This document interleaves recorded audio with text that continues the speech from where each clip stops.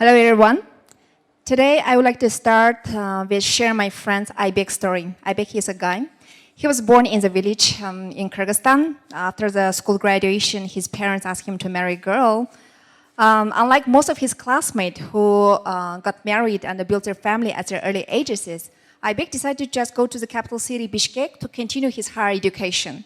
So he came to Bishkek and graduated from the university with an excellent diploma. During the university time, he was a very active student.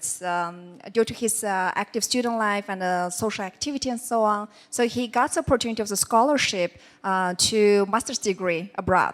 So in this pattern, he went to abroad for 2 years, and then he came back to Kyrgyzstan with a whole passion of applying those knowledge, those experience gained from abroad back in the home country.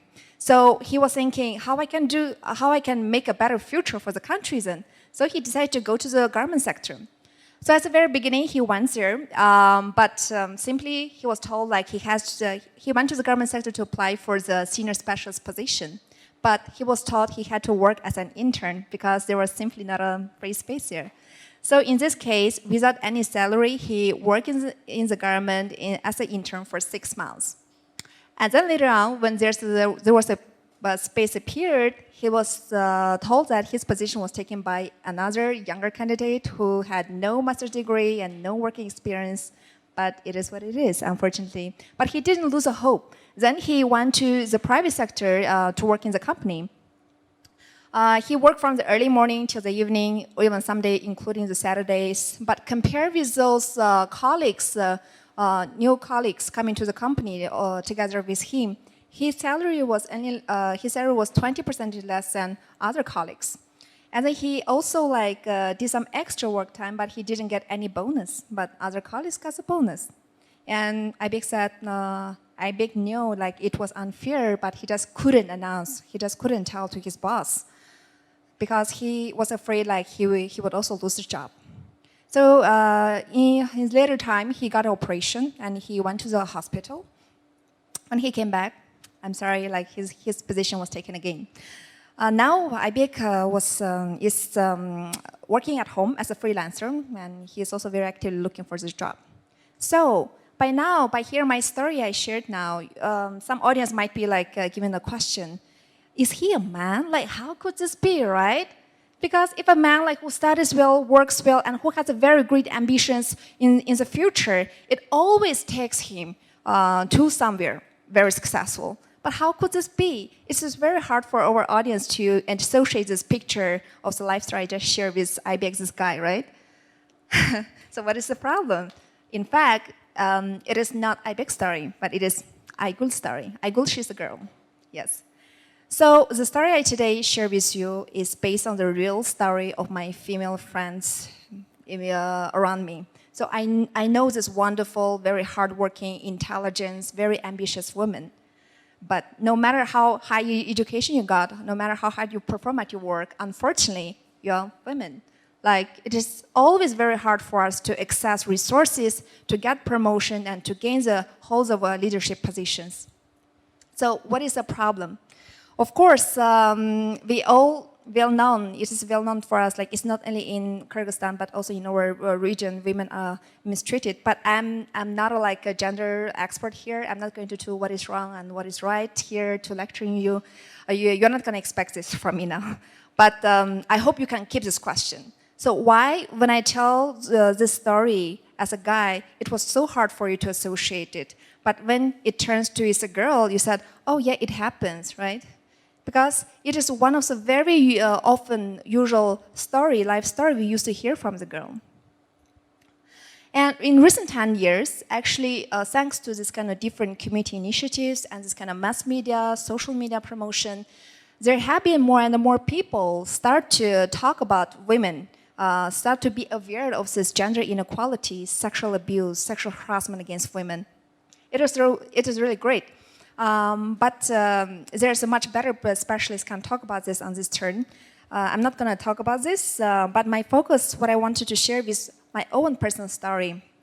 I always focus on my profession and my career. I identify myself as an independent professional woman. I graduated from Columbia University in the city of New York. Later on, I chose to come back to my country. I have my own investment consulting company where I work as a founder and a director. So I always thought I have my education, I have my career, my company, which was not without any like support of the man like I did. I'm doing all by myself. I make the decision, I solve the problems, and there's no this kind of person above me like a boss, right? So whom I should be afraid of telling something and so on. I always thought I was fortunate enough compared with my other female friends who work in this kind of male-dominant corporate culture. But I thought I would never expected this kind of women, so-called women issue, sexual harassment to me. But a week ago, what really happened to me really changed my mind. And it was also the decision, like, I canceled all my like previous TEDx presentation. I decided to stand on the stage to speak out. A week ago, I decided to talk to one of my business partner on the investment opportunity. And he arranged the dinner time with me together. Because the next day, early morning, I need to leave to another city. Of course, if he was a stranger, I would say no due to some security issue. But he's a person I know. I know him quite well, and he was also a person like I admire, I respect, because I treated him as my mentor, as my advisor, and so on. But when he came to this meeting place, I noticed like he was a little bit drunk, but he was quite cautious enough. He understand like what he was talking about. So I like put on my business brochures, I put on my products there, and I started to talk about this kind of business project. But he didn't pay attention. He started to somehow flirt with me, and he started to say, "Jenny, you know, you are a beautiful woman." And I said, "Yes, I know." But beauty will be gone by time. But I'm here, I'm coming here. I'm not talking about the beauty issue, I'm talking about the business issue. I reminded him. But he thought, you know, you're right. Your beauty will be gone in 5 years, but you're wrong. You're still young, you're still beautiful. You should take advantage of your beauty. He told me like he had a very big plan partnering with my company. And he told me like he will support all the idea, all the goals, like what I want to realize. And he will make that happen. But those all under conditions. Of course, I realize there's something not going wrong. And I actually feel very insulted, be treated in this kind of approach. I wanted to leave from the table at that moment. But however, this mentality like, you are a girl, like you're a woman, you should respect men. Like how you can live in front of him, even though he did not respect me.